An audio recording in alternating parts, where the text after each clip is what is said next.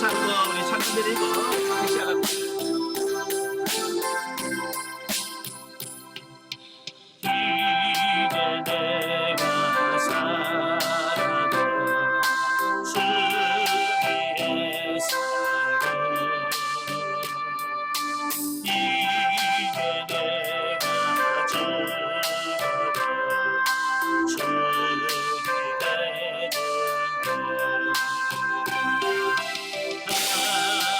영광 올려드리고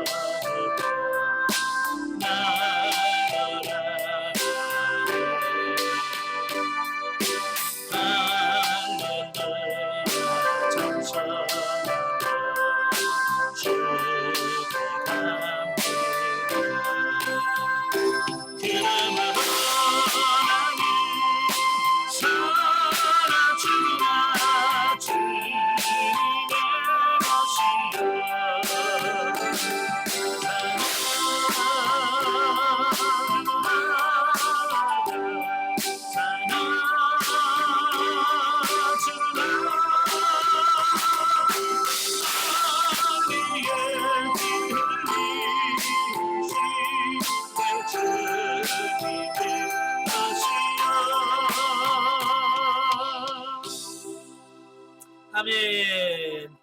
기도하겠습니다.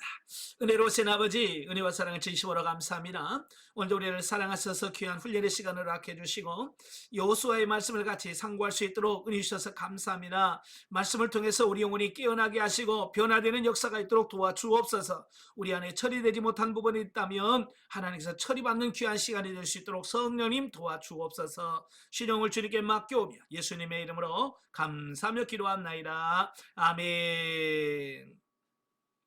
예, 이 시간 우리 교재 51페이지입니다. 여호수아 교재 51페이지 밑에 보시면 제 10장이 나오게 됩니다. 10장은 이제 가나안 남부 정복의 완성에 대한 말씀을 해요. 1절부터 5절까지 보면 아모리 다섯 왕의 동맹과 이스라엘 참전에 대한 말씀입니다.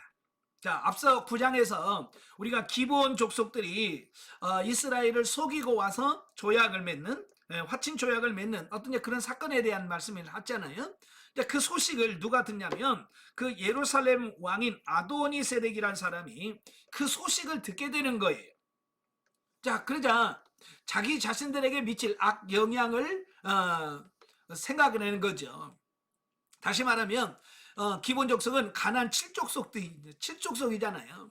그러니까 자기를 배신하고 이스라엘의 동맹국이 된 그 기본에 대한 배신감 등으로 인해서 가나안 남부 지역에 거주하고 있는 네 왕과 규합해서 기브온을 응징하고자 했다라는 사실이죠. 예. 사실 기브온은요, 이 베델이나 아이 성보다도 크고 강력했고요. 가나안 중심부에 위치해 있어서 가나안을 남북으로 양분하는 매우 중요한 거점이었기 때문에 기브온에서 가장 가까이 있던 예루살렘 왕 아도니세덱에게는 기브온과 이스라엘이 연합한 사실이 매우 이협적으로 느껴졌을 것이다. 이것은 하나님께로 돌아온 자가 세상에서 온갖 환난과 핍박을 당하는 것을 비유적으로 보여준다, 이 말입니다. 그러니까 원래 이제 기브온 족속은 가나안 족속이잖아요. 그죠? 가나안 족속이에요. 자, 그러다가 이스라엘과 동맹을 맺음으로써 어떻게 하면 돼요? 이스라엘과 한 편이 되어진 거죠. 예. 그래서 하나님에 속하게 되니까 그 주변국들, 예, 주변국들이 쳐들어온 것은 오늘날도 마찬 비유는 뭐냐면 예수를 안 믿던 사람이 교회를 나오게 되면 그 예전에 있던 친구들이 그를 괴롭히는, 힘들게 하는 이제 어떤 그런 부분을 하나의 예표다라고 보여줄 수 있습니다. 예. 그러니까 예수 안 믿던 친구들이 교회 나가면 예수 안 믿던 옛날 친구들이 예, 뭐라고 하죠, 그죠? 예. 그래서 네, 그를 핍박하는 어떤 이런 부분의 모형이다라고 볼 수 있겠고요. 이때 기브온은 자신들의 힘으로는 가나안 남방 연합군들과 상대할 수 없음을 알고 이스라엘에게 도움을 요청합니다. 예, 그러자 여호수아는 즉시 군사를 이끌고 길갈에서 출전하여 밤새도록 행진한 끝에 기브온에 이르러서 가나안 다섯 동맹국을 크게 도륙하고 승리하는 이런 부분들을 보게 됩니다. 자, 여기서 이제 뭐 우리에게 가르쳐 주는 게 뭐냐면 육으로는 우리의 육으로는 사단을 싸워서 이길 수 없다라고 하는 거예요. 그죠? 예, 마치 기본 혼자의 힘으로는 그 다섯 왕과 싸워서 이길 수 없는 것처럼. 자, 그럴 때 어떻게 해야 됩니까? 도움을 요청해야 되겠죠? 이스라엘은 영을 상징한단 말이에요. 그죠? 우리 영을 상징하는 영의 이스라엘에게 도움을 요청하는 겁니다. 그래서 이스라엘이 참전하니까 그 전쟁에서 넉넉히 이겨가는 이런 모습들을 보게 돼요. 그러니까 저와 여러분도 육신으로, 여러분의 육으로 싸워서 이기려고 하면 절대로 못 이깁니다. 그래서 우리가 성령 충만하고 하나님의 능력을 덧입고 하나님 주신 힘으로 우리가 능력을 이겨 나갈 수 있는 어떤 이런 부분을 교훈하고 있죠. 자, 이때 하나님께서는 도망가는 다섯 동맹국들에게 우박을 내려 죽게 하셨는데 그 우박의 죽은 자가 이스라엘의 군대 칼에 죽은 자보다 더 많았다라고 기록을 하고 있어요. 자, 여기서 이스라엘이 전쟁을 잘해서 그 전쟁에서 이긴 것이 아니고 하나님께서 이기게 하셨기 때문에 이겼다는 것을 말씀해 주고 있는 거예요. 여러분도 마찬가지예요. 여러분이 뭐 능력이 있어서 뭐 여러분이 영성이 덕립해지고 신앙생활 하는 게 아니라 하나님이 여러분을 도와주셨고 하나님이 여러분을 이끌어 주셨기 때문에 가능하다라는 사실이에요.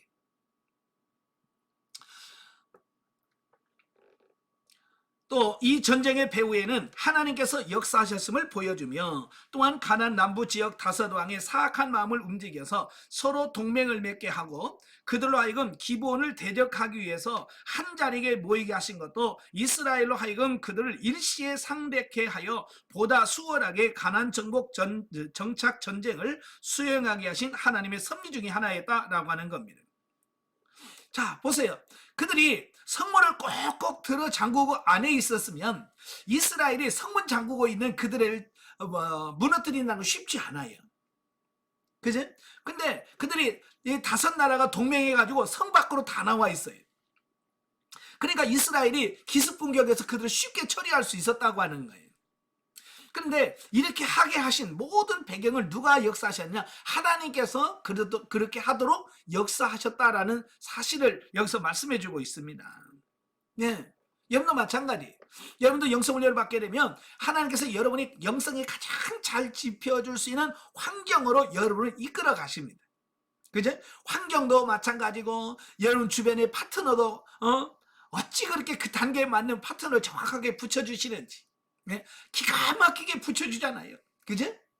그래서 여러분을 훈련시키시는 거야. 그러니까 결국은 뭐냐? 여러분을 영성훈련 시키시는 건 누구냐? 하나님이시다. 그 얘기를 하고 있는 거예요. 이게 가나안 정복 전쟁을 누가 하는 거냐? 여호수아가 하는 게 아니고요. 하나님이 하셨다라고 하는 것을 보여준다는 거예요. 자, 12절부터 27절까지 보면 해와 달을 멈춘 기도와 다섯 왕의 최후에 대한 말씀인데요. 가나안 남방 다섯 왕을 상대로 전쟁을 하는 중에 여호수아는 이 전쟁이 하루 안에 끝날 것 같아 보이지 않았습니다. 예, 지금이야 전쟁에 어떤 이런 도구들이 참 많이 발달되어 있어요. 예, 조명탄이라고 해가지고 밤에 뻥뻥 쏘면 화는 대낮처럼 환해집니다. 예, 근데 얘네는 뭐 그런 게 어디 있겠어요. 그냥 해 떨어지면 전쟁을 할 수가 없는 거예요. 어두워서. 그래서 이 아모리 이 다들 왕들을 싸우는데 해가 져버리면 그 전쟁에서 쉬어야 돼. 그러면 그 쉬는 사이에 어떻게 되겠어요? 근데 다 자기 성읍으로 들어가 버리겠죠. 그죠? 성읍으로 들어가서 문 꽁꽁 들어잠그면 이걸 치기가 어려운 거예요. 그래서 여호수아가 하나님 앞에 이들을 칠 수 있는 시간을 더 달라고 요청을 하는 겁니다. 그래서 기도를 하죠. 그래서 태양과 달을 운행을 멈춰달라고 기도합니다. 자, 여러분 이런 기도 할 수 있겠어요? 태양아 멈춰라 이런 기도 할 수 있어요 없어요? 저는 이걸 보면서 야 정말 이런 기도를 누가 할 수 있을까? 그냥 이건 믿음 없는 사람은 이건 도저히 불가능한 거예요.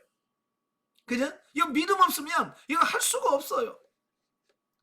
예, 그러니까 여호수아가 이런 응답을 받았다는 것은 뭐예요? 예, 이런 믿음이 있었기 때문에 가능하다. 아멘. 예, 이런 믿음이 있기 때문에 가능한 거예요. 우리는 왜 이런 기도 못하냐? 그런 믿음이 우리 안에 없는 거예요.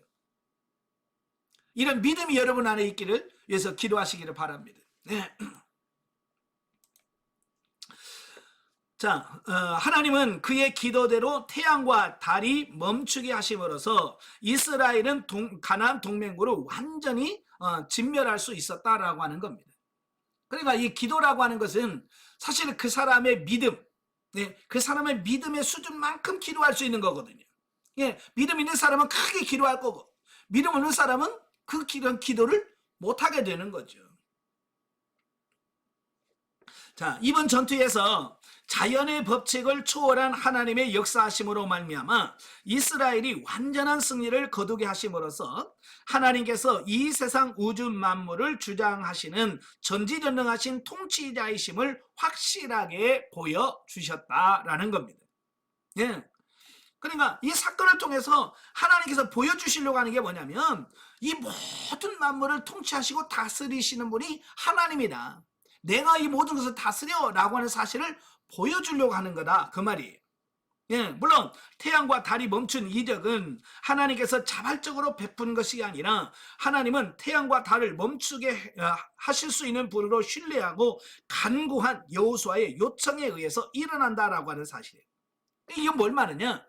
하나님은 능력이 많으시지만 우리가 그 하나님의 능력을 의지하고 신뢰하면서 기도하지 않으면 그 하나님의 능력과 나와는 아무 상관이 없다는 얘기예요. 쉽게 말하면 기도하지 않으면 안 된다, 그 얘기를 하고 있는 거예요. 예. 그러니까 하나님은 정말 능치 못할 힘이 없는 전지전능하신 분이잖아요. 그럼에도 불구하고 저와 여러분들이 기도하지 않으면 하나님 그 능력과는 아무런 상관없어요. 예. 그래서 성경에 보면 구하라 주실 것이요, 찾으라 찾을 것이요, 두드리라 그러면 열릴 것이라고 말씀하고 있잖아요. 그죠? 여러분도 구하셔야 돼. 네, 기도해야만, 기도하는 자에게만 응답하시는 하나님의 은혜가 있다는 거 꼭 기억하시면 좋겠습니다. 자, 이처럼 하나님은 당신을 온전히 신뢰하고 순종하는 자에게 인간의 생각을 초월한 은혜와 능력을 베푸신다는 것을 교훈해 준다. 전쟁에서 패하고 도망하게 급급했던 가나안 남방 5왕들이 막게다 굴에 도피했다가 발각되어서 그 최후를 맞는 장면이 나옵니다. 자, 여기서 첫째, 하나님과 그의 백성을 대적하는 자들의 결말은 실로 비참하다는 사실과, 둘째, 악을 행하는 자는 하나님의 진노를 피하여 숨을 곳은 아무데도 없다는 사실을 교훈해 준다. 예, 그러니까 하나님을 대적하는 자는 결코 살아남을 수가 없습니다. 예, 바로 이 사실을 우리에게 가르쳐주고 있습니다. 뿐만 아니라 악을 행하는 자는 하나님 앞에 피할 데가 없다는 거예요. 예, 동굴에 숨는다고 그들이 발견 안 됩니까? 발각이 되죠. 예, 마찬가지로 여러분도 우리도 마찬가지. 우리가 죄를 짓고 범죄하고 타락하면 하나님의 눈에서 우리가 피할 수가 없어요. 그러니까 우리가 범죄하지 않는 것이 매우 중요하다라는 사실이에요. 자, 28절부터 43절에 보면 남부 가나안 정복, 가나안 동맹국을 완전히 격파하고 다섯 왕을 처형하여 매장한 이후 그 여세를 몰아서 막게다를 정복하고 계속해서 림나, 라기스와 게셀, 에글론, 헤브론, 드비를 순차적으로 정복하고 더 남진에서 가데스 바네아, 여기서 가데스 바네아는 어디예요? 예, 이스라엘 백성들이 출애굽해가지고, 예, 출애굽해서 그들이 12명의 정탐꾼을 보냈던 곳이 가데스 바네아예요. 예, 거기까지 이제 이스라엘 땅으로 만든 거죠. 그리고 더 나아가서 고센 땅을 정복함. 여러분, 고센 땅은 어디예요? 예, 이스라엘 백성들이 430년 동안 애굽에서 살았던 곳이에요. 그곳까지 정복을 함으로써 가나안 남부 전 지역을 완전하게 정복했다라고 하는 사실이에요. 예, 교재 54페이지입니다. 야, 여기서 보면 하나님께서 저와 여러분 훈련시키실 때 하나님께서 그냥 마구잡이로 막 하시는 게 아니라 하나님의 철저한 계획과 프로그램 안에서 저와 여러분들을 순차적으로 조금씩 훈련해 가신다라는 사실이에요. 예. 여러분들 훈련 받으면서 하나님 왜 나는 왜 이렇게 성장이 안 될까요? 나는 왜 이렇게 변화가 안 될까요? 라고 하는 언제나 그런 부분에서 좀 실망할 수 있죠. 그죠? 그래서 우리가 조금 더 하나님 좀 빨리 좀 해주시면 안 될까요? 라는 생각을 할 수 있어요. 그죠? 예. 그런데 하나님의 정확한 시간에 의해서 프로그램에서 저와 여러분을 이끌어 가시는 거예요. 그러니까 좀 늦더라도 인내하시면서 하나님을 신뢰하면서 하나님의 이끄신 대로 천천히 따라가시면 됩니다.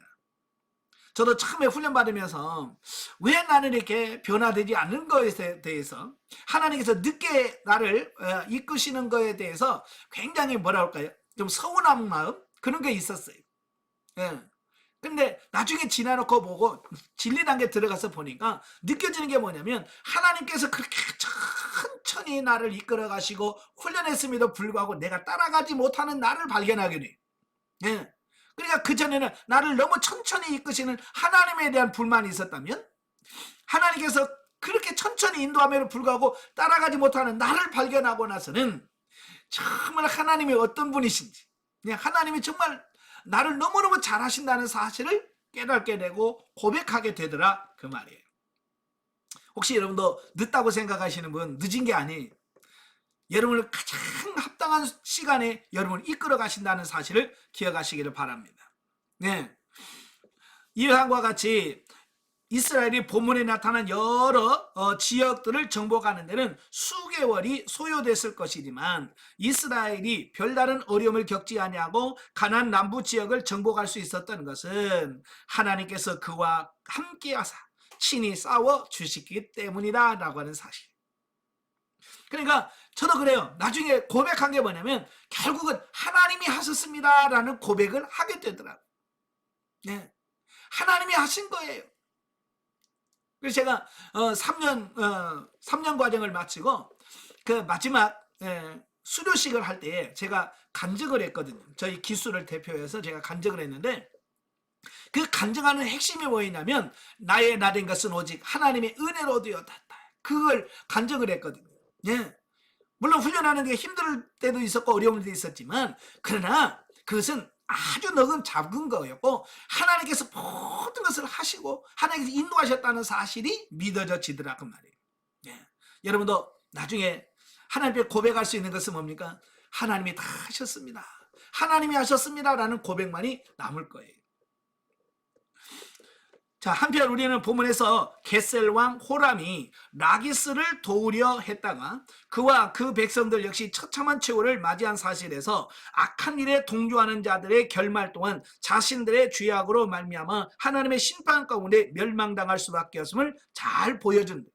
제가 종종 그런 말을 줄을 잘 서야 된다는 말을 하잖아요. 그죠? 바로 이 겟셀 왕 호람이 가만히 있었으면 좀 괜찮을 텐데 그 라기스를 돕겠다고 왔다가 같이 망해. 예, 쉽게 말해 줄을 잘못 쓴 거예요.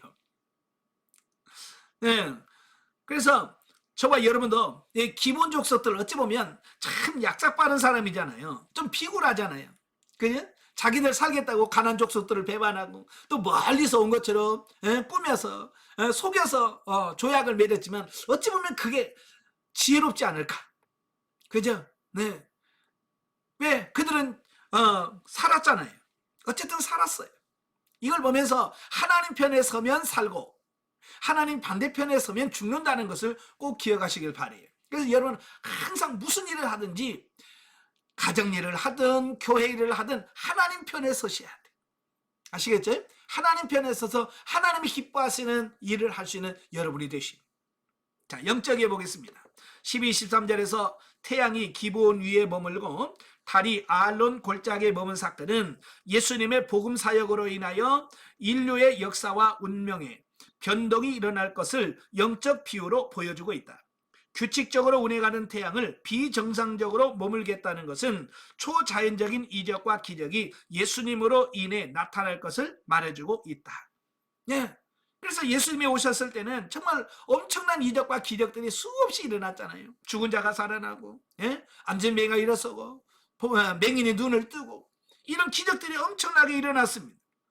바로 이런 기적들이 예수님을 통해서 일어날 것이라고 하는 사실을 미리 예표적으로 보여주고 있다는 거예요. 자, 11장으로 갑니다. 11장은 가나안 북부 정복 및 주요 지역 정복 완성입니다. 예, 그러니까 가나안 남부 지방을 다 정복했고 이제는 이제 북부 지역을 정복하는 겁니다. 1절부터 5절 가나안 북부 동맹. 이스라엘이 가나안 중부와 남부를 정복하겠다는 소식은 가나안 북부 지역의 가나안 족속들에게는 큰 충격이었다. 왜냐하면 남부 지역에 있는 그 나라들이 굉장히 강한 나라들이에요. 그래도 좀 규모가 있는 지역들인데 그들이 다 이스라엘에서 멸망해 가는 거예요. 그러니까 그들에게는 좀 충격이었다 그 말이에요. 그래서 가나안 북부의 모든 거민들은 하솔 왕 야빈을 중심으로 동맹을 맺게 됩니다. 예, 뭉쳐야 산다는 거지. 그래서 그들은 이스라엘과 대적하기 위해서 모여가지고 메론 물가에 진용을 쳤는데 이를 소위 가나안 족속의 2차 동맹이라고 한다. 예, 1차 동맹은 남부 지역을 말하고 2차 지역은 이스라엘 북부 지역의 동맹을 가리킨다라고 볼 수 있겠죠. 자, 이 가나안 족속들의 2차 동맹은 북부 전 지역에 가담함으로써 엄청난 세력을 형성하게 되었고 이스라엘이 가나안을 정복하는데 최대의 이익이었다라는 겁니다. 자, 여기서 보면 뭘 의미하냐면 저와 여러분이 영적으로 성장하잖아요. 예, 가나안 1단계에서 2단계로 가고 예, 기본 단계에서 윤리 실용 단계로 가고 진리 단계로 성장할수록 여러분을 대적하는 그 파트너들이 더 강해지고 더 세지는 것을 느낄 거예요. 그래서 상담하다 보면 많은 분들이 그래요. 목사님, 이제 파트너가 하나였는데 이제 2명이에요. 이제 온 가족이 자기를 파트너예요. 온 가족이 전체가 자기를 파트너로 지금 됐다는 이야기를 해요. 맞아요. 저와 여러분 영적으로 성장을 하게 되면 그 파트너들이 더 강력해지는 어떤 이런 단계가 있어요. 예. 그런데 그 부분은 나를 힘들게 하려고 하는 차원이 아니라 어찌 보면 일시에 그 모든 부분을 처리하시는 하나님의 손길이었다라는 사실이에요. 그러니까 일일이 찾아가서 그들을 치려면 얼마나 힘들겠어요. 아까 말한 것처럼 성문을 꼭꼭 들여잠그고 다 앉아있으면 정말 이스라엘이 그들을 치기가 너무 힘들었을 거예요. 그런데 그들이 성문을 열고 다 밖으로 나오니까 그들을 치기가 너무 편한 거예요. 어찌 보면 다 모이니까 더 힘들겠다라고 생각했지만 결국은 모여서 나오니까 더 치기가 쉬운 거예요. 여러분도 마찬가지예요.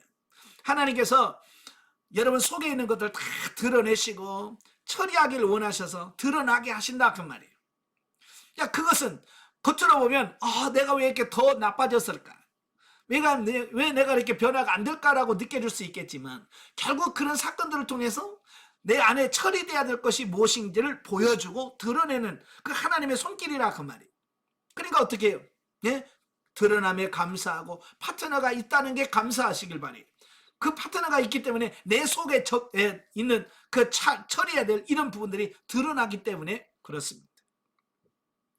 자, 하지만 우리는 여기서 하나님이 가나안 남부 5 왕들에게 했던 것처럼 가나안 북부 거민도 한 곳에 모이게 하심으로써 가나안 북부 지역을 정복하기에 보다 손쉽게 하신 것임을 알 수 있다. 예? 다 이렇게 하나님이 알으셔서 쉽게 하도록 역사하신 거예요. 이미 앞서 살펴본 대로 전쟁의 승패는 사람의 숫자나 무기의 성능에 달려있는 것이 아니라 오직 하나님의 손에 달려있다. 따라서 가나안 북부 동맹은 외형적으로는 대단한 유세를 보였지만 실상은 그들의 멸망의 전조라고 하는 것에 불과했다는 사실이에요. 예. 그러니까 저와 여러분도 마찬가지예요. 예. 영적으로 성장해서 진리 단계에 들어가게 되면 보다 많은 문제가 발생하게 됩니다. 그러나 그 문제가 얼마나 많냐 크냐가 중요한 게 아니에요. 하나님께서 나와 함께 하시느냐, 하나님이 나와 동행하시느냐, 이게 중요한 거예요. 하나님과 나와 함께 하시면 그 어떤 문제라도 이런 것이 아무 문제가 될 수 없다라고 하는 거예요. 아시겠죠? 근데 우리는 문제만 바라보게 돼. 그래서 아이고 이렇게 문제가 크네 라고 문제만 바라본다고 말이에요. 그래서 문제를 바라보지 마시고 하나님을 바라보시길 바랍니다. 아멘. 예. 6절부터 15절까지면 북부 가나안 정복, 하솔왕 야빈을 중심으로 한 가나안 북부 지역의 동맹군들이 그 메론 물가에 진을 치자 하나님의 공격 명령을 받은 여호수아와 이스라엘 군사들이 기습 공격을 해서 대승을 거두고 하솔왕 야빈을 비롯하여 동맹에 참가했던 북부 지역의 모든 성읍 왕들을 처형하는 이런 부분을 보게 됐죠. 자, 여기서 마찬가지예요. 그 동맹군들이 얼마나 숫자가 많습니까? 그럼에도 불구하고 하나님께서 치라, 하나님 말씀에 명령에 순종하니까 전쟁에 이기는 겁니다. 그래서 이 전쟁에서 이길 수 있는 방법은 다른 거 없어요. 하나님 말씀에 순종하는 거예요. 여러분도 마찬가지예요. 하나님께서 가라시면 가고 설하시면 서고 죽으라면 죽고, 그러면 하나님께서 시키는 대로만 하면 하나님께서 승리하게 하신다. 아멘. 예, 순종이 제일 중요한 거예요. 자, 그리고 하솔을 제외한 다른 성읍들의 재물과 가축을 모두 이스라엘 백성들이 전리품으로 취하게 하였다. 이처럼 가나안 족속들은 외관상 강대해 보였지만 하나님이 함께 하시는 이스라엘의 상대가 되지 못했다. 이런 사실은 하나님께서 온 세상의 통치자이심을 다시 한번 입증해 줄 뿐만 아니라 하나님께서 권념하시는 성도들은 어느 누구도 넘어뜨릴 수 없음을 일깨워 준다. 아멘. 예. 오늘 우리도 역시도 마찬가지예요. 저와 여러분이 불가능할 것 같지만 하나님께서 여러분과 함께 하시면 여러분께서 승리할 수 있다는 사실을 보여주는 겁니다. 아시겠죠? 그래서 여러분도 소망을 가지시고 열심히 훈련하시길 바래요. 자, 한편 하나님은 본문에서 이스라엘 백성들에게 가나안 족속들의 말 뒷발에 힘을 끊고 병거를 불사르라고 명령하십니다. 이것은 사실상 전쟁에 필요한 모든 병기의 파기를 의미합니다. 여러분, 그때 당시 전쟁을 할 때 전쟁에 필요한 그 전쟁 물자 중에서 가장 강력한 게 뭐냐면 말과 병거예요. 이 병거는 요즘으로 말하면 탱크나 비슷할 만큼 강력한, 그때 당시는 최고의 강력한 무기였어요. 그런데 하나님 뭐라고 말씀하냐면 그 병거들을 불살라버리라는 거예요. 그리고 말 역시 그때 당시에 군사 무기 중에서 정말 중요한 무기였거든요. 근데 그 말의 뒷발의 힘줄을 끊어버리리. 여러분, 뒷발의 힘줄을 끊어버리라는 얘기는 뭐예요? 말의 기능을 상실해버리는 거예요. 여러분, 말은 뛰어야 되잖아요. 그죠? 근데 말의 뒷발의 힘줄을 자르면 말이 뛰질 못해요. 여러분, 뛰지 못하는 말을 전쟁에서 어떻게 했습니까? 자, 그래서 하나님께서는 이걸 다 말의 발의 힘줄을 끊어버리고 병거를 불사르라고 말했어요. 이건 뭘 말합니까? 너 병거나 만이나 이런 무기를 의지하지 마라. 하나님만 바라봐라. 그걸 말씀해주고 있는 거예요. 때로는 하나님께서 여러분들에게 뭘 내려놓기를 원하실 때가 있어요. 그죠? 돈 없으면 못 살 것 같은데 하나님께서 돈을 내려놓으라고 하실 때도 있고, 그 사람이 없으면 나는 죽을 것 같은데 그 사람을 내려놓으라고 할 때도 있고. 왜 그럴까요? 전적으로 하나님만 의뢰하라고, 하나님만 믿으라고, 하나님만 바라보라고 하시는 거거든요. 이처럼 하나님께서는 모든 병기를 파괴하도록 하신 것은 백성들로 하여금 이후로도 전쟁을 수행할 때 행여라도 전리품으로 취한 병기들을 더 의지하고 하나님을 저버리는 일이 없도록 하기 위해서였다라는 거예요. 정말 중요한 말씀인데요. 사람도 힘이 없을 땐 하나님을 전적으로 의지합니다. 그죠? 아무것도 없을 때는 하나님만이 나의 힘이십니다. 하나님만의 능력이십니다. 하나님만 의지해요. 근데요, 어느 정도 힘이 생기면요, 하나님보다 그 힘을 의지할 때가 많아요. 돈이 있으면 돈을 의지하고요, 인맥이 많으면 인맥을 의지하고. 그래서 하나님께서는 그런 성향들을 처리하기 위해서 하나님께서 다 그걸 불태워버리고 말의 힘줄을 끊으라고 말씀하셨던 거거든요. 자, 16절 23절에 보면 정복전쟁의 종결. 이스라엘은요, 메롬 전투에서 승리함으로써 그들이 그토록 열망했던 약속의 땅 가나안을 대부분 정복하는 쾌거를 이룩했습니다. 보면은 이스라엘이 정복한 가나안 지역에 대한 개괄적인 설명으로 남쪽으로는 세일 근처 한락산에서부터 북쪽으로는 레바논 골짜기의 바알가까지 정복했다라고 말합니다. 물론 이스라엘과 화천을 맺은 기브온은 그 정복 대상에서 제외됩니다. 그리고 과거 이스라엘 자손들이 그토록 두려워했던 아낙 자손들도 가나안 땅의 변두리 지역의 소수를 제외하고는 모두 진멸되었다라고 21절부터 23절에서 말씀해 주고 있습니다. 예. 사실 그 가나안을 정탐했던 12명 중에서 10명이 우리는 가나안 땅을 정복할 수 없다. 예, 그들과 우리를 비교해 보면 우리는 메뚜기 같다라고 하면서 가장 무서워했던 게 뭐냐면 아낙 자손들이에요. 거인족들이지. 예, 어쩌면 사람의 힘으로는 도무지 어떻게 저런 사람들이 이길 수 있어? 어떻게 저런 사람과 싸워서 이길 수 있을까라고 생각했지만 어때요? 막상 전쟁을 할지니까 어때? 되더라는 거예요. 일부러 죄하고는 다 치더라는 겁니다. 예, 그래서 여러분도 마찬가지예요. 미리 겁을 먹고 나는 안 될 거야, 나는 못해 라고 미리 좀 포기하지 않기를 바래요.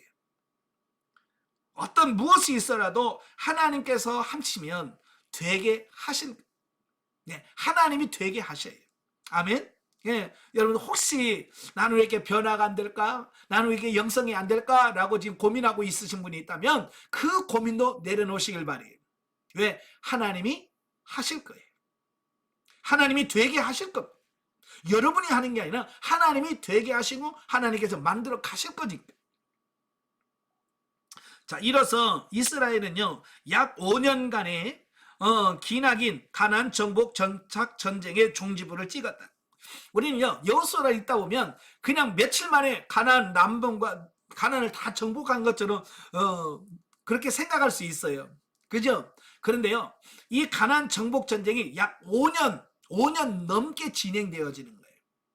여러분 5년 넘게 전쟁한다는 것은요 굉장한 피로도란 이런 게 지칠 수밖에 없는 그런 상태를 말하고 있는 거예요. 자, 물론 이것이 가나안 전 지역의 모든 족속을 하나도 남김없이 다 멸절시켰다는 의미는 아니고 다만 이스라엘이 강력히 대항할 만한 세력은 모두 죄어졌음을 뜻합니다. 그러니까 어찌 보면 이 여호수아의 가나안 정복 전쟁은 완전한 승리는 아니었어요. 왜? 아직도 남겨져 있는 족속들이 남아 있었기 때문에 그런 거거든요. 하지만 이스라엘이 가나안의 그 남은 자들을 진멸하지 않는 것은 힘이 부족했기 때문이 아니고 그것은 오직 이스라엘을 위한 하나님의 섭리에서 비롯되어졌다라고 하는 겁니다. 즉 하나님께서는 일시에 가나안족을 다 멸절시킬 경우 전 국토가 황폐되어서 백성들에게 여러 가지 어려움을 겪게 될 것을 방지하고자 소수의 잔존 세력들을 점차적으로 멸하시기로 작정하신 것이다 라고 하는 사실입니다. 예. 그러니까 이런 거예요. 우리 육신도 마찬가지예요. 저도 훈련 받으면서 뭐라고 하나님께 기도했냐면 하나님 그냥 하루아침에 싹 변화시켜 주세요. 우리 육신을 하루아침에 싹 제거해 주세요. 이렇게 기도했거든요. 아마 여러분도 그런 기도 안 하셨어요? 다 그런 기도 했을 거예요. 하루아침에 확 다 자아가 처리되고 육신의 자아가 싹 빠지기를 원하셨죠. 근데요 사실은 영이 성장하기 전에 육이 완전히 죽어져 버리면 우리는 바보됩니다. 그죠? 혼의 기능이 멈춰봐요. 어떻게 되겠어요? 정상적인 삶을 못 사는 거예요. 그래서 하나님께서는 조금씩 우리 영이 성장하는 것만큼 영이 감당할 수 있을 만큼 조금씩 처리해 가는 거예요. 아시겠죠? 예. 그러니까 안 되는 것도 이거 하나님의 은혜인 거예요. 아무튼 이래 이스라엘에게 남은 일이라고는 지금까지 정복한 땅을 백성들에게 나누어줘서 정착하게 하는 일이 남아 있었다라는 겁니다. 자, 영적에 보죠. 자, 여기서 북방 족속들의 침략 사건들과 마찬가지로 우리 속에 있는 육신의 오랜 습성, 인습, 욕망들이 다시 도전해 오는 것을 의미한다. 자, 그러니까 큰 것은 처리가 되어도 자질구레한 남아있는 부분들이 여전히 우리 안에 여전히 남아있습니다. 저도 깜짝깜짝 놀라는 게 뭐냐면 지금도 옛날 습관이 곧 하나씩 나와요. 옛날 말투가 지금도 나오고 옛날 성질 부르는 게 가끔 나와요. 깜짝깜짝 놀라죠. 그게 뭐냐면 육신에 속해 있는 이 육신의 속성이 얼마나 지독한지를 우리에게 보여주는 겁니다. 우리가 영적으로 성장하는 과정 속에서 영혼과 육체의 대립이 심화되어 가지만 성령께서 환경 속에서 친히 우리의 육성을 처리시키는 기회를 주심으로 끊임없이 자기를 성령께 복종시켜야 된다라고 하는 겁니다. 네. 그래서 제가 영성 원년은 졸업이 없다라고 말한 이유는 우리 육신이 있는 한 계속해서 육신의 그 안에 잠재되어 있던 이런 부분들이 완벽하게 처리가 되지 않고 남아있어요.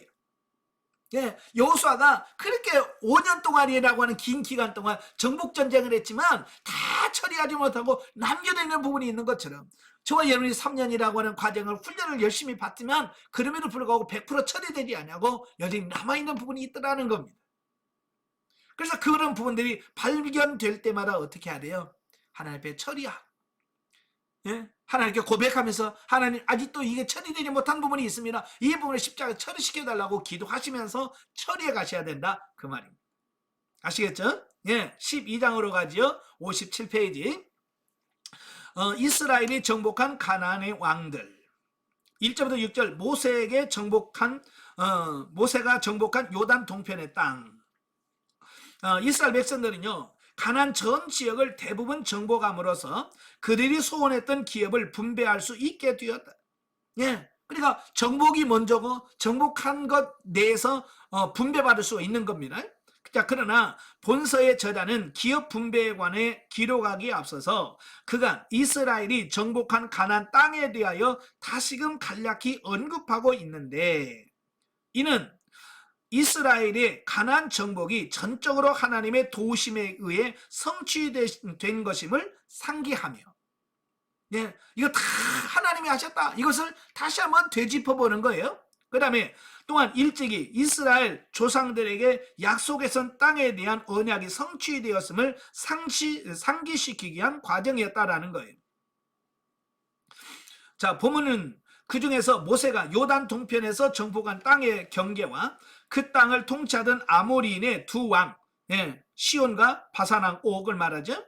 자, 이들을 징계한 사실과 또 모세가 그 땅을 루벤과 갓과 므낫세 반지파에게 기업으로 준 사실을 언급을 하고 있어요. 자, 그런데 사실 요단 동편 땅은요 하나님께서 이스라엘에게 주시겠다고 한 땅이 아니라는 얘기예요. 그죠? 그래서 창세기 15장에 보면 하나님께서 아브라함에게 언약을 맺을 때도 동편 경계는 요단강까지예요. 요단강까지가 하나님께서 아브라함에게 이스라엘 백성들에게 주겠다고 약속하신 땅이에요. 그런데 이스라엘 백성들이 그 요단 동쪽 땅을 차지하고 보니까 너무 욕심이 나는 거예요.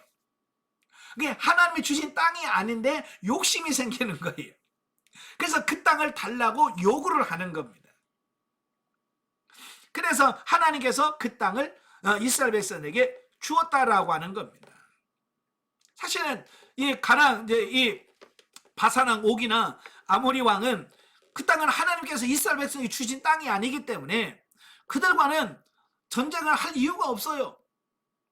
그죠? 그래서 그들이 이게 지나가세요만 했어도 그들은 멸망을 하네 아니 멸망 안 할 수 있어요. 그런데 괜히 그들이 군대를 이끌고 나서 못 막았단 말이에요.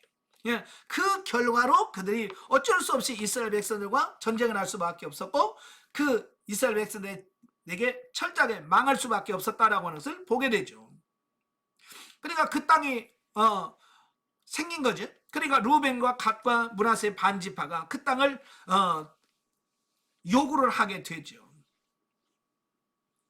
그래서 요단 서편 가나안을 정복하는데 동참하겠다고 하는 조건부로 그들에게 그 땅을 기업으로 나누어 주었다라고 하는 사실이 민수기 32장 29절부터 42절에 이미 나와 있습니다.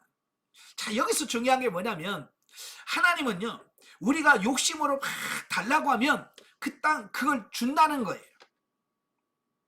여러분 부모님도 그러잖아요. 자식들에게 예를 들어서 이런 거예요. 백화점에 갔는데 나는 그걸 자식에게 사줄 마음이 전혀 없었어. 근데 막 그 아이가 떼를 쓰고 울고 막 그러면 어때요? 나는 사줄 마음이 없지만 결국은 나중에 알았어 사줄게 그러잖아요. 이런 거예요. 하나님도 우리에게 줄 생각이 없었음에도 불구하고, 줄 마음이 없음에도 불구하고 우리가 자꾸 주세요 주세요 주세요 그러면 그게 준다는 거예요, 하나님께서. 그런데 그게 뭐냐면 그건 내게 득이 안 된다는 얘기예요. 그냥 욕심으로 구하지 말라는 거예요. 욕심으로 구하면 하나님께서 응답해 주셔. 그러나 그게 내게 유익이 안 된다는 거예요. 아시겠죠? 그래서 제발 여러분 기도하다가 하나님께서 응답 안 하시는 거 억지로 달라고 기도하지 마세요. 예, 그건 여러분에게 유익이 되지 않습니다. 자, 이상과 같은 본문의 내용은 우리들에게 하나님의 백성을 대적하는 자는 누구나 막론하고 하나님의 심판을 면치 못한다는 점과 아무리 강대한 세상 권력도 하나님 앞에서는 물방울처럼 사라질 존재에 불과하다는 사실을 교훈해 줍니다. 그러니까 아모리 왕 시온이나 바사나 옥이라나 뭐 이런 나라들이요 결코 만만한 나라가 아니에요.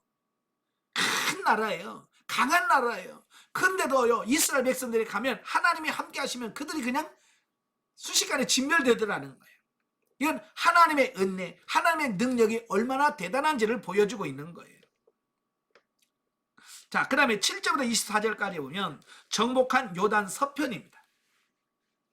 자, 보면은 이스라엘이 요단 동편에 이어서 요단 서편에서 정복한 땅과 성읍들에 대한 기록으로 레바논 골짜기 바알갓에서부터 고센 한락산까지 이르는 지역에서 모두 31개의 성읍을 정복하는데 남부 지역에 16개 성읍, 북부 지역에 15개 성읍이 있습니다. 그리고 이것을 이스라엘이 5년이라고 하는 긴 기간 동안에 얼마나 많은 전투를 치렀는지를 보여주며, 예. 그러니까 아까도 말했죠. 이 가나안 정복이 간단하게 이루어진 게 아니라 그 말이에요. 5년이라고 하는 긴 기간 동안 남방과 북방을 치고 31왕을 치는 이런 오랜 시간이 흘렀다라고 하는 거예요. 그러니까 이런 거예요. 여러분도 훈련하는 영성훈련하는데 하루아침에 막 이루어지는 게 아니고 여러분이 변화되는 과정에는 이런 시간이 필요하다는 거예요. 아시겠죠? 그러니까 너무 조급할 필요는 없어요. 자, 보면은 또한 우리 안에 처리해야 할 육신의 속성들이 얼마나 많은지와, 여기요 여러분 가나안 땅은 그렇게 넓은 지역이 아니거든요. 넓은 지역도 아닌데 왕이 몇 명이에요? 정복한 왕이 31명이에요. 이건 뭘 의미하냐면 우리 안에 있는 우리가 처리해야 될 육신의 왕노릇하는 육신적인 요소가 31가지나 된다라고는 그런 의미를 갖고 있어요. 그러니까 여러분이 처리해야 될 부분이 그렇게 많다라고 하는 것을 상징적으로 보여주고 있는 거예요. 지금 과연 여러분 안에 31왕이 있다고 쳤을 때 지금 몇 왕이나 처리했습니까? 몇 왕이나 처리했어요? 아직도 많이 남아있죠? 혈기왕이 아직도 남아서 조금만 먹으면 혈기 푹 올라옵니다. 질투왕이 안 죽어가지고 좀만 먹으면 질투가 훅 올라와요. 그게 아직 처리가 안 돼서 그래요. 그러니까 그런 것들을 바로 경험하면 요거에 남아있었구나. 아니 여기 처리가 안 됐네. 그래서 그 부분을 놓고 하나님의 집중적으로 기도하시면서 그걸 처리하셔야 돼요. 아시겠죠? 우리 안에 처리될 게 한두 가지가 아니에요. 너무 많은 거예요. 또 그것을 처리하기 위해서 끊임없는 영적 전투를 해야 함을 교훈해 주는 거예요. 그냥 가만히 알았어 하고 내가 나갈게 그런 거 없어요. 여러분이 가만히 있는데 혈기가 아이고 내가 혈기 오늘로 죽어줄게 하고 혈기가 그냥 아무 짓도 안 해 죽어지는 거 없습니다. 여러분이 혈기를 처리하기 위해서 하나님께 기도하면서 처리해달라고 기도하는 그런 과정 속에서 혈기가 처리되어집니다. 아멘. 열심히 하십시오. 한편 이스라엘이 정복한 가나안 땅은 비록 그 일부가 비옥하기는 했지만 모든 지역이 비옥한 것은 아니었다. 따라서 백성들은 땅을 분배받은 뒤 그 땅을 개간하고 옥토로 만드는 수고를 계속하지 않으면 안 되었다라는 사실. 저는 성경을 보면서 이스라엘 보면서 우리나라와 너무 비슷한 점들이 너무 많아요. 그 비슷한 것 중에 하나가 뭐냐면, 자, 우리나라 있잖아요. 우리나라의 영토에 보면 산지가 70%예요. 그리고 농사를 지으면 평지가 30%예요. 근데 이스라엘도 똑같아. 사람이 살거나 어떤 농사를 지을 수 있는 그 뭐 사막 이런 게 70%고요. 농사를 지을 수 있는 산지가 겨우 30% 정도 됩니다. 예.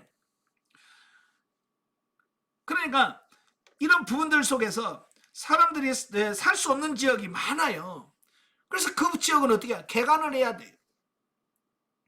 개간을 해서 살 수 있는 지역으로 만들어 가셔야 돼.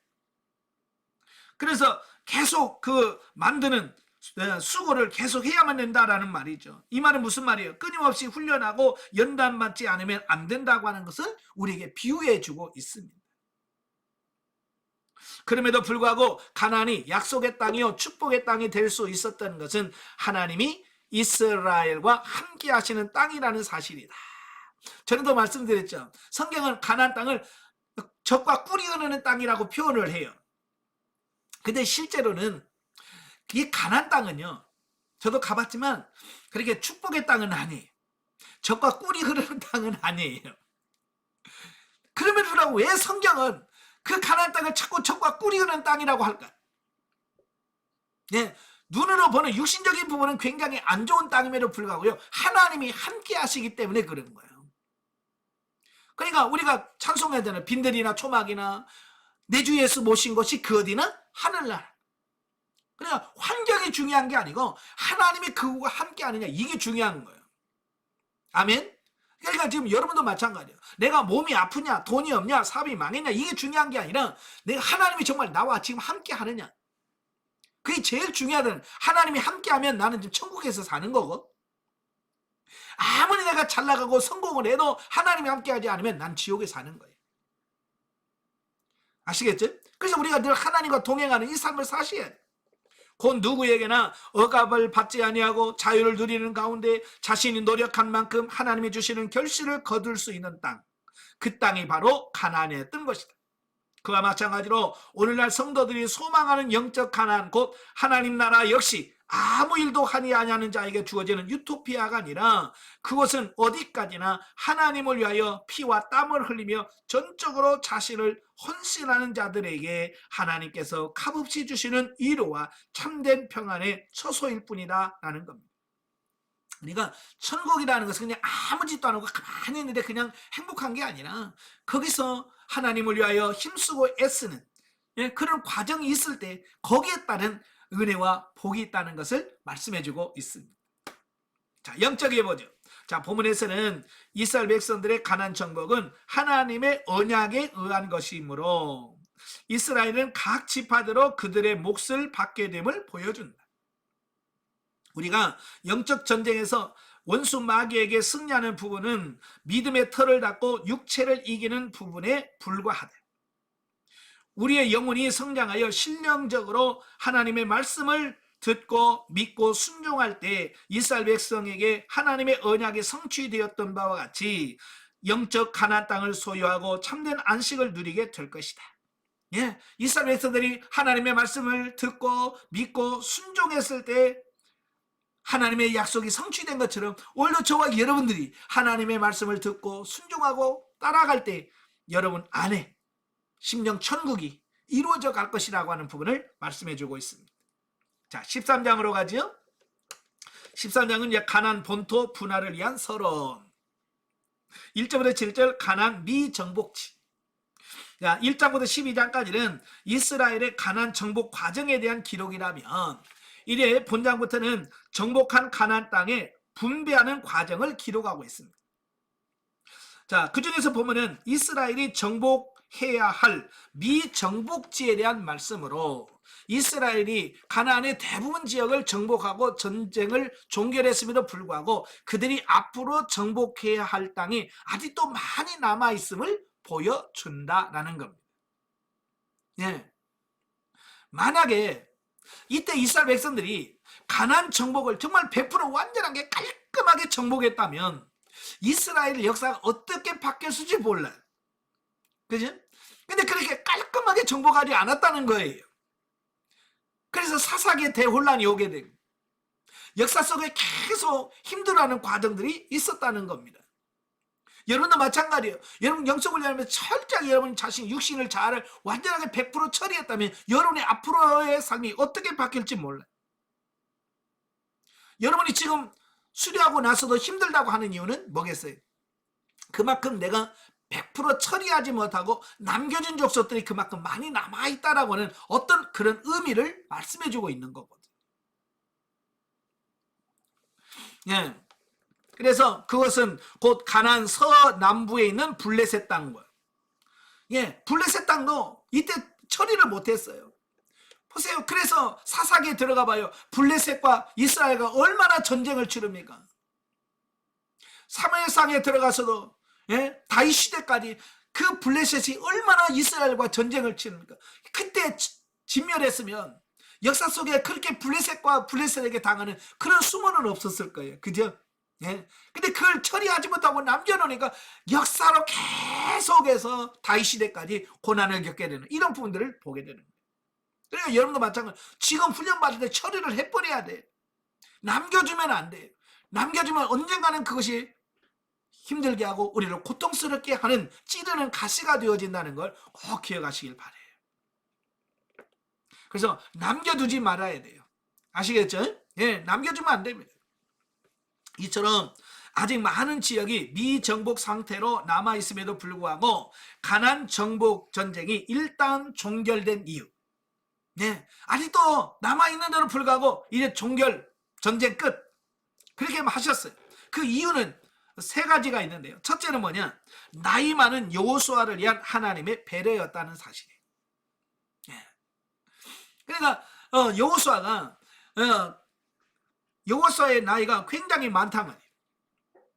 그리고 광야 40년 있었죠. 또 가나안 정복 전쟁을 하는데, 네, 5년이라는 시간이 지났죠. 그러니까 45년이란 시간이 흘렀고요. 예, 둘째, 오랜 기간 동안 전쟁에 지친 백성들을 위한 하나님의 배려였다. 그렇죠? 연로한 여호수아에 대한 배려, 또 광야 40년, 전쟁 5년, 45년 동안 그 광야와 집 없이 힘들어 지친 그들에 대한 배려였다는 사실.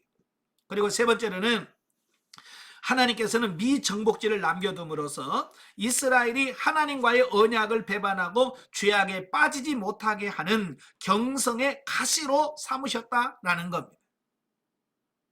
그러니까 그들을 통해서 정신을 차리도록 하는 거예요. 마치 사도 바울이 엄청난 하나님의 은혜를 경험했잖아요. 그죠?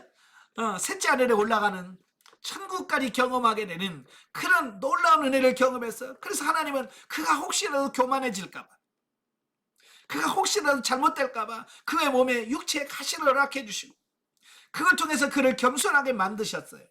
마찬가지예요. 여기도 남겨주었어요. 그 남겨줌으로 인해서 뭐라고요? 정신을 차리고 깨어있도록 하시는 도구로 삼으셨다라는 사실이에요. 그러니까 여러분도 마찬가지예요. 여러분이 100% 다 되면 교만할 수 있죠. 그죠? 근데 이 육신의 것이 올라오면 그때 다시 겸손해지는 겁니다. 그러니까 저도 마찬가지예요. 훈련하고 막 하다 보면 어느 때는요, 내가 이제 대단한 경지에 이르렀나 보다 라고 나도 스스로, 예? 생각 들 때가 있어요. 그러다가 혈기가 막 푹 올라오면 아휴, 아직 나도 멀었구나. 나는 아직도 땅에 나는 사람이 불과하구나, 이렇게 생각된. 그러니까 그런 과정들이 통해서 내가 교만하지 않도록, 교만할 수 없도록 만드는 어떤 그런 역할을 하더라 그 말이에요. 그러니까 안 되는 부분도 감사하셔야 돼요. 아시겠죠? 혹시 안 되는 부분이 있어도 이 부분을 통해서 나를 겸손하게 만드시는, 교만하지 않게 하시는 하나님의 손길이구나 라고 생각하셔야 돼요. 자, 하지만 이상의 이유에도 불구하고 이스라엘은 반드시 남은 지역을 마저 정복해야 할 의무가 있었다. 네. 왜냐하면 그 땅은 하나님께서 그들에게 주신 약속의 땅일 뿐만 아니라 하나님께서 그 땅을 정복하도록 명령하셨기 때문이다. 그럼에도 불구하고 백성들이 하나님의 이 명령을 완수한 것은 그 이후에 400년이 지난 다윗 시대 때에서야 비로소 완성되었다라는 사실. 그래서 다윗 시대가 됐을 때여야 가나안 땅에 있는 족속들, 블레셋 족속까지 싹 처리합니다. 그러니까 어때요? 그때부터 다윗 시대부터 평안이 유지가 되는 거예요. 다윗과 솔로몬 시대를 가장 평안한 시대, 안정된 시대라고 그러지 않아요. 예, 처리하니까 편안해지는 겁니다. 여러분도 빨리 처리를 해야 여러분이 평안한 삶을 살 수 있습니다. 예, 잘 처리하시길 바래요. 이러한 사실은 이스라엘 백성들이 가나안 정착 이후 진취적인 신앙을 견지하지 못하고 점차 안일한 신앙적 태도에 빠졌음을 시사해 준다. 예. 그러니까 400년 동안이나 그들이 그걸 처리하지 않고 계속 남겨둔 안일한 어떤 그런 신앙적인 모습을 보는 거죠. 그러니까 여러분도 마찬가지예요. 아유, 뭐 나는 뭐 평신도인데 뭐 이 정도면 됐지. 그런 안일한 생각이 드는 순간 여러분 어때요? 죽을 때까지 그걸 처리 못해요. 그러면 그게 평안과 안식을 누리지 못합니다. 아시겠죠? 예, 빨리빨리 하셔야 돼요. 그 다음에 8절에서 33절까지 오면 요단 동편 땅의 분배.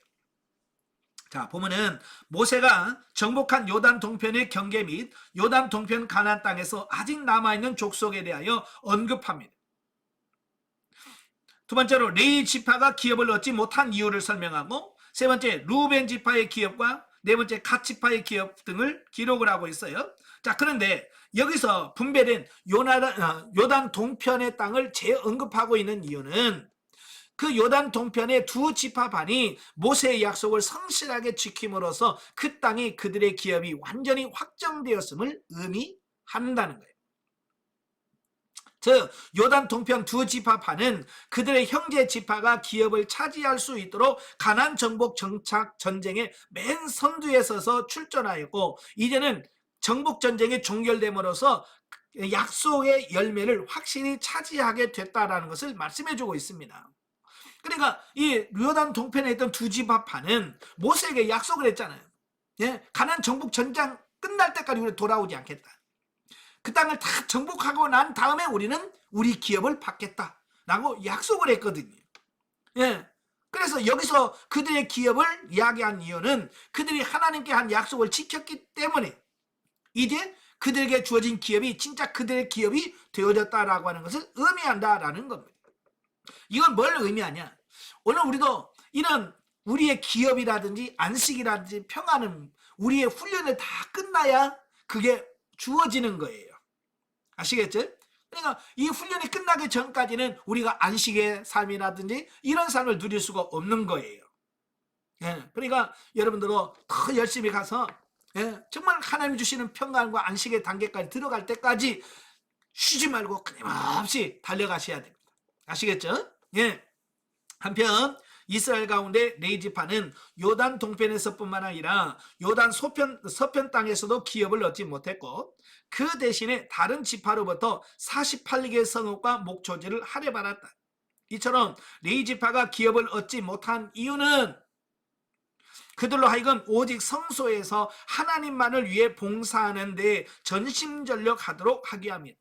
그러니까 땅이 없어서 안 준 게 아니에요. 기업에서 안 준 게 아니라 그들로 하여금 오직 하나님을 섬기는 일에만 전념하도록 하기 위한 목적으로 그들에게 기업을 주지 않았다는 사실이에요.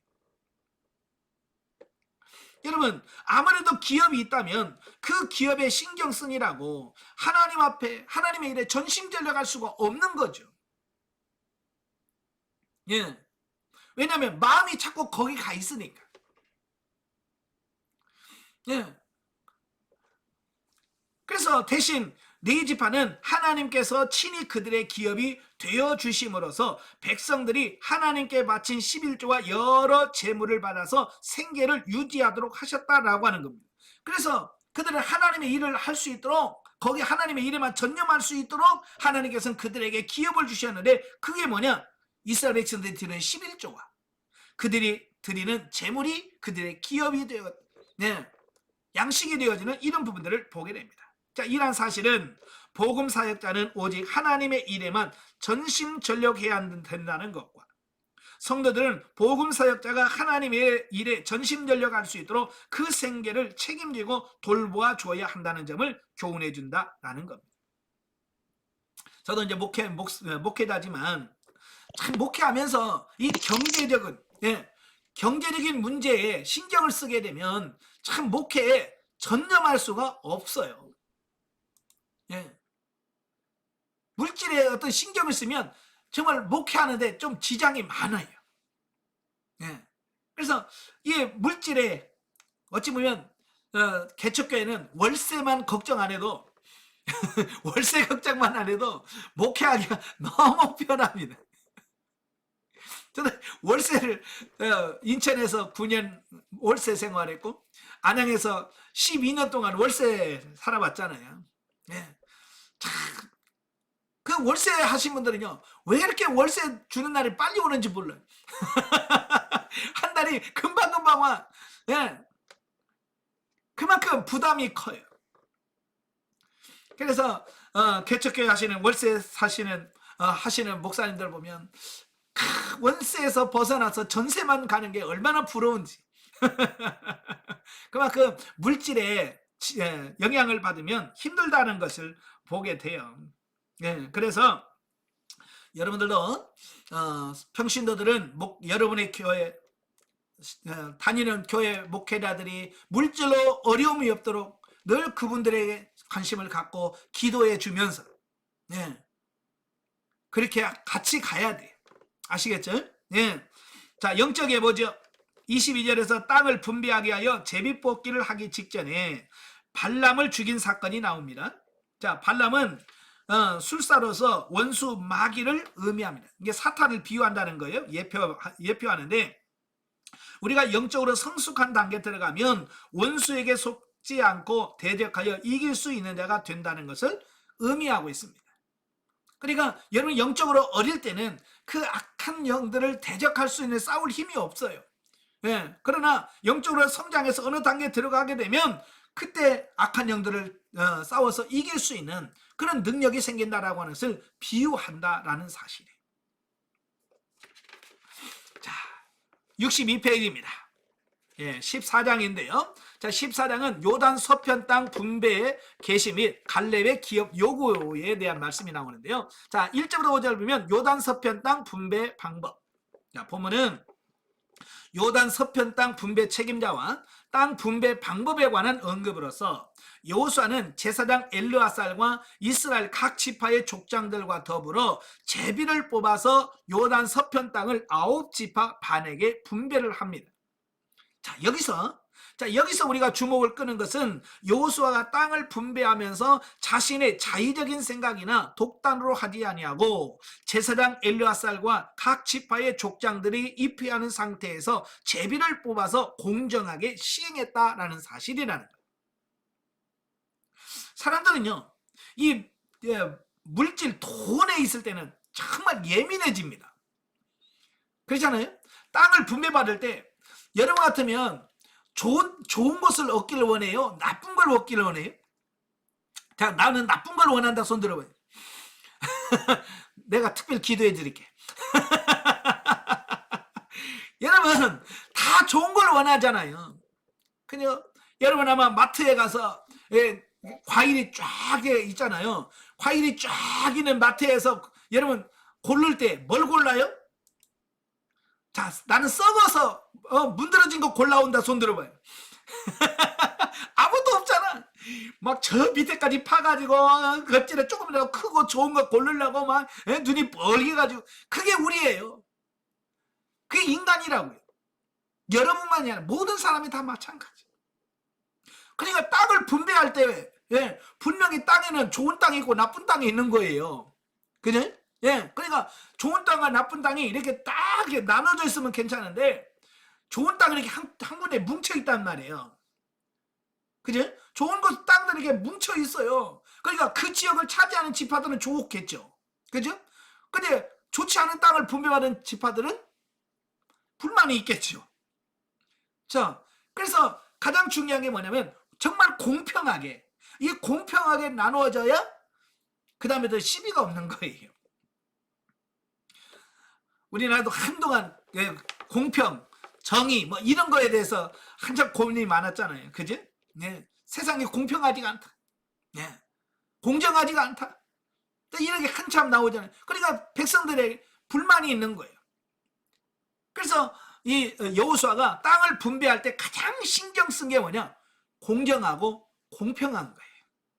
누구에게 어떤 치우치거나 이게 아니라 누가 봐도 인정할 만한 공정한 이 삶을 살아가는 이게 비중을 두었던 거죠. 그래서 제비를 뽑아서 아주 공정하게 처리했다라는 거예요. 물론 이 제비 뽑기 방식은 땅 분배 이후에 혹시라도 있을 수 있는 불만과 부작용을 미연에 방지하기 위한 조처로서 일찍이 하나님께서는 모세에게 제비를 뽑아서 땅을 분배하라고 하나님께서 말씀하셨다는 거예요. 따라서 여호수아가 그대로 시행한 것은 하나님의 절대적인 주권을 인정하고 그에게 순복했음을 의미합니다. 물론 제비뽑기가 비단 이스라엘에서만 사용된 것은 아니고 고대 근군 지역의 대부분의 국가들도 이 점령지를 제비 뽑아 나누거나 어떤 일을 결정할 때 제비를 뽑아서 확정하기도 했습니다. 그러나 그들의 행위는 모든 것을 운명에 맡기고자 하는 의식에서 출발하지만 이스라엘의 제비뽑기는 하나님의 절대 주권을 세상에 기초한 것으로 하나님의 뜻을 알아내고 실행하기 위하여 채택되었다라는 사실이에요. 그러니까 같은 제비를 뽑더라도 하나님을 믿는 사람과 하나님 믿지 않는 사람들이 바라보는 시각이 다른 거예요. 그러니까 하나님을 믿지 않는 사람들은 그냥 운명이라고 받아들이는 거예요. 아이고 운명이네 막. 라고 운명으로 받아들이는데, 그러나 하나님 믿는 백성들은 운명으로 받아들이는 게 아니라 하나님의 뜻으로 받아들인다는 거예요. 예, 이 차이가 있다라고 하는 거예요. 어쨌든 이스라엘 땅 분배는 인구수 비례와 제비뽑기 방식이라고 하는 공평하고 공정한 원리에 입각해서 별다른 문제 없이 시행되었다라는 거예요. 자, 이러한 사실은 장차 하늘나라에서 받을 기업을 소망하면서 신앙생활에 힘쓰고 있는 우리에게 하늘나라에서도 이와 같은 공정한 원리에 따라서 상급이 주어질 것을 교훈해 준다. 아멘. 그러니까 여기서 여호수아가 아주 공정하게 이 기업을 분배했다는 말은 무슨 말이냐? 나중에 저와 여러분이 하늘나라에 가잖아요. 새하늘과 새 땅에서 여러분들에게 상급이 주어진다는 말이죠. 자, 상급이 주어질 때 그 하늘나라에서 주어지는 상급이 공정하고 공평할 것에 대한 말씀이다 그 말이에요. 나중에 여러분 만약에 여러분 천국에 갔을 때 만약에 천국에서 지역 차별하고 남녀 차별하고 막 그러면 여러분 그 천국이 천국이겠습니까? 거기서도 불만이 생기겠죠. 근데 천국은 절대로 그런 게 없다는 거예요. 남녀, 지역 이런 구분이 없이 정말로 공정하고 공평하고 정확하게 이루어질 것이라고 하는 어떤 그런 부분을 여기서 비유적으로 말씀해주고 있어요. 그래서 하나님이 항상 성경에서 계속 말씀하는 게 뭐예요? 심은 대로 거두게 하겠다. 행한 대로 갚아주겠다. 이게 심판의 기준이에요. 여러분이 많이 행하면 많이 받을 거고 적게 행하면 적게 받을 거예요. 아멘? 예, 많이 심으면 많이 받을 거고 적게 심으면 적게 받을 겁니다. 그러니까 여러분이 나중에 천국 가서 나는 왜 적어요? 그럼 하나님께서 뭐라고 했겠어요? 예? 너 심은 게 없잖아. 넌 이만큼밖에 안 심었잖아 라고 말하면 우리가 할 말이 없어요. 그지? 그러니까 하나님은 항상 공정하다는 거. 자, 63페이지입니다. 63페이지 보시면 자 6절에서 15절에 보면 갈렙의 기업 청원. 자, 보면은 여호수아가 요단 서편 가나안 땅을 9지파판에게 분배할 즈음에 여분네 아들 갈렙이 유다 자손들과 함께 여호수아에게 나가서 모세가 자기에게 주기로 약속한 기업을 줄 것을 요청합니다. 네. 그래서 헤브론을 기업으로 얻는 장면이 나와요. 갈렙이 누굽니까? 네, 갈렙은 본래 유다 지파의 족장으로서 45년 전에 12명의 정탐꾼으로 뽑혀서 그 정탐했던 정탐꾼 중에 한 사람이에요. 그 정탐을 다 마치고 그가 돌아와서 모세와 많은 백성들에게 보고를 하잖아요. 보고할 때 여호수아와 더불어서 믿음의 보고를 한 사람 중에 한 사람이 누구요? 갈렙이에요. 그때 모세로부터 헤브론을 기업으로 약속받았습니다. 네. 그러므로 이제 갈렙은 모세의 계승자인 여호수아에게 그 약속을 이행하도록 요청하고 있다라는 사실이에요. 그러니까 이게 여호수아는 욕심으로 갈렙은 욕심으로 구한 게 아니에요. 예, 자기의 특권, 내가 옛날에 정탐꾼이었잖아. 그러니까 내 권리 줘. 그게 아니란 말이에요. 하나님의 약속으로 자기 기업을 받는 겁니다. 여러분, 하나님께서 주신 기업도 못 차지하면 그것도 문제가 돼요. 예? 욕심내서 막 하는 것도 문제지만 하나님께서 분명히 주신 건데도 불구하고 하나님 주신 것도 차지하지 못하는 것도 문제란 말이에요. 예, 갈렙은 이미 하나님께서 약속 받았잖아요.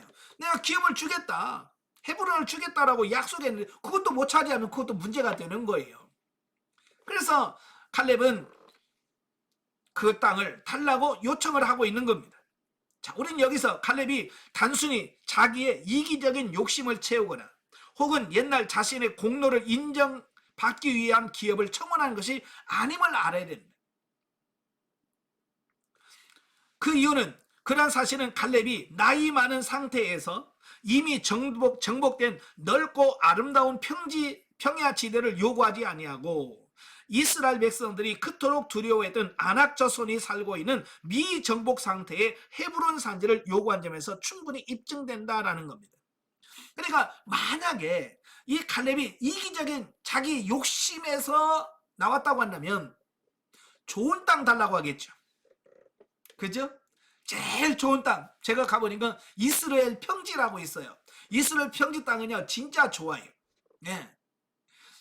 만약에 내가 갈렙이라면 그 땅, 요 땅 줘라고 했을 거야. 제일 좋은 땅이니까. 그런데 이 갈렙은 그런 좋은 땅을 요구하는 게 아니고 저 밑에 헤브론 땅을 요구했다는 사실이에요. 근데 그 헤브론 땅에는 누가 살고 있느냐? 거인족이 사는 아낙 자손들이 여전히 남아있는 지역이라고 말이에요. 자, 이걸 보면 단순한 인간의 욕심으로 그 땅을 기업을 달라고 한 것이 아니라는 사실을 발견하게 되죠. 사실 아낙 자손은 누굽니까? 바로 이스라엘 백성들이 정탐꾼 10명이 가장 두려워했던 것 중에 하나고, 이스라엘 백성들이 올라가기를 두려워했던 이유가 뭐예요? 거인족 아낙 자손들이 있기 때문에 그런 거거든요. 그런데 갈렙은 아직도 그들이 남아있어요. 남아있는 그 지역을 달라는 겁니다. 자기가 가서 그 땅을 정복해서 차지하겠다라고 하는 거예요. 그러니까 이건 그냥 개인의 욕심에 의해서 이루어진 게 아니라는 거예요. 자, 이처럼 모든 일을 하나님 중심으로 행하며 자기보다는 다른 백성들을 더 위로하고자 하는 갈렙의 이타적 희생 정신은 바로 갈렙으로 하여금 여호수아와 함께 유일하게 가나안에 들어가는 축복을 얻게 하고 또한 헤브론의 주인이 되게 하는 원동력이 되었다라고 하는 것을 보게 되어집니다.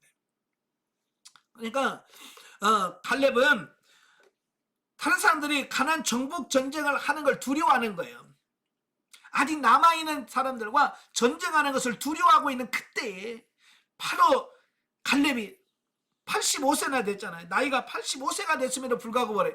내 나이가 85세지만 아직도 힘이 짱짱합니다. 그 땅을 주십시오. 그러면 내가 가서 그 땅을 정복해서 땅으로 우리 기업으로 만들겠습니다 라고 솔선수범하는 거예요. 여러분도 마찬가지. 연말이 되거나 뭘 해서 교회 예를 들어서 구역을 편성하라든지 이러면 많은 사람들이 뭘 해요? 좋은 구역, 편하고 말 잘 듣고, 그죠? 이런 구역을 원하고, 가깝고 이렇게 뭐 좋은 구역을 원하겠죠. 정말 여러분 믿음이 좋다면 편하고 좋은 구역은 다른 분에게 양보하고, 제일 힘든 구역, 제일 사람들이 가기 싫어하는 구역, 다른 사람이 맡기 싫어하는 그런 구역을 여러분들이 제가 그 구역을 맡겠습니다라고 할 만큼 어떤 그런 진취적인 믿음이 여러분 안에 있어야 되지 않겠냐라는 거예요. 그럴 자신 있으시면 손 들어보세요. 아직 그럴 준비가 안 됐습니까? 좀 우리가 좀 내가 고생을 하더라도 내가 힘들더라도 갈렙처럼 이 산지를 내게 주소서. 어떤 이런 부분들이 돼야 돼. 여러분 목회자들도 그래요. 서로 개척 안 하려고 그래. 왜? 힘드니까. 힘들다는 이유로 안 하려고 해. 그럼 누가 개척합니까?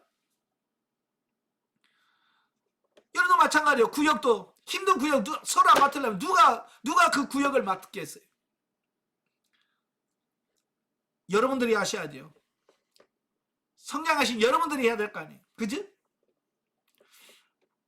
자신 없으세요?